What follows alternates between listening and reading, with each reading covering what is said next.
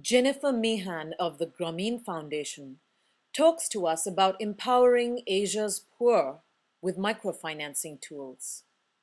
In Asia, our focus is on three critically important themes. Microfinance has been around for 30 years, but it's caught the public imagination over the last 5 or 6 years, especially since Professor Muhammad Yunus won the Nobel Peace Prize in 2006. We want to focus as a charitable organization on three things.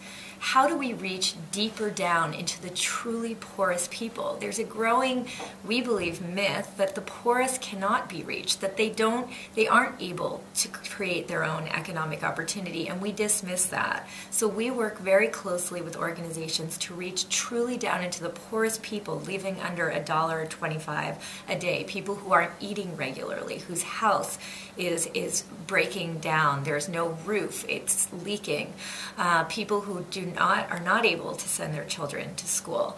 These are the kind of people we think need greater opportunity, and we're focused on that. But microfinance also serves to bridge imbalances in society. The second thing we're really focused on is sort of the imbalance that we've seen develop over the last few years between where poverty exists and where tools like microfinance have actually grown. If you look at a place like India, poverty is largely a northern and eastern phenomenon, yet microfinance has developed largely in the south. We see that same phenomenon in the Philippines, where it's an urban, peri-urban phenomenon, microfinance, but poverty is largely rural and in the south.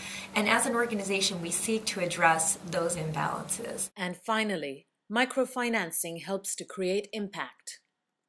The last critical theme for us in the countries in which we work is really about impact.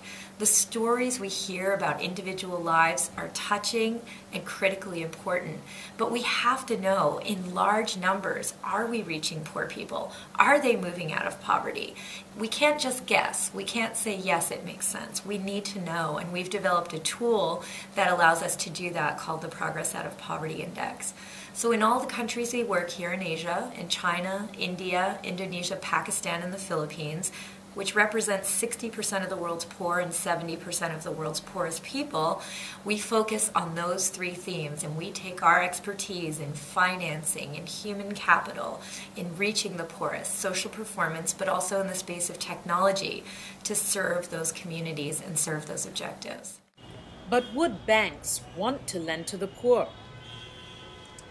This is a great question, and I think this is the biggest misperception that still exists about microfinance, that somehow lending to poor people is more risky than any kind of other lending that a bank might do.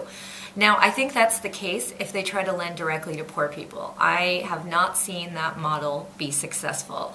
A JP Morgan, for example, going out and lending to poor people in a place like northern India, I don't think that makes sense. This is a very specialized, particularly business.